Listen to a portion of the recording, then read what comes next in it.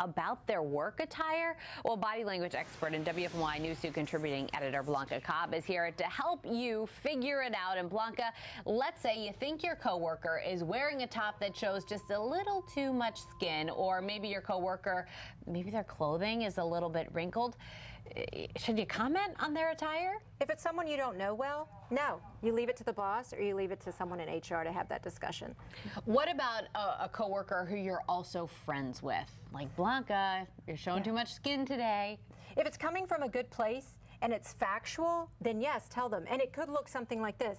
Hey, I noticed that you've been coming to work in wrinkled shirts, and the talk is that you're not taking the work seriously or you don't fit into the company culture. I'm telling you this because I know how much you love this job and how great you are at it. I don't want anything to interfere with your growth in the company. Oh, okay. That's coming from a great place. A good way to tackle it there.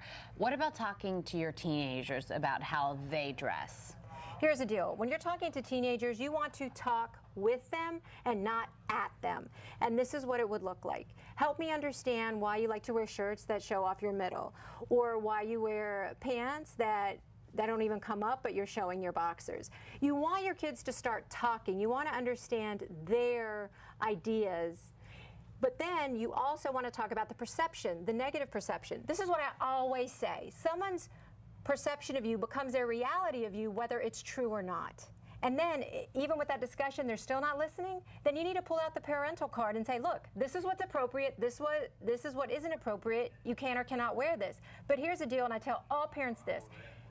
If it's questionable, don't buy it. Yeah. If it's too short, too tight, don't buy it. Then there can't be an argument. All right, great tips from Blanca Cobb. Remember, if you have any questions, you can tweet her at Blanca Cobb. Use that hashtag Blanca on 2. If you missed anything,